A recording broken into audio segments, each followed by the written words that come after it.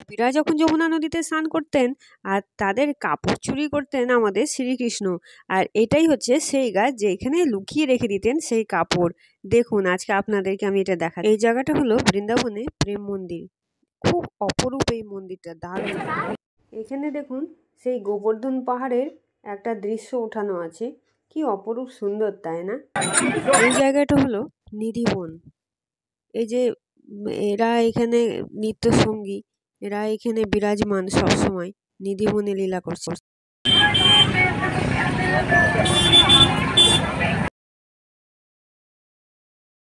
যমুনা নদীতে বোটিং করবার সময় আমি চিন্তা করছিলাম যে সত্যি সেই সময় দিনগুলো কি সুন্দর ছিল না, কত শান্ত নিরিবিলি। আর চারিদিকে এখন যেরকম বোটের আওয়াজ, বাসের আওয়াজ পরিবেশটাকে একটু অশান্ত করে তুলছে। সত্যি সেই সময় সত্যিই খুবই সুন্দর ছিল।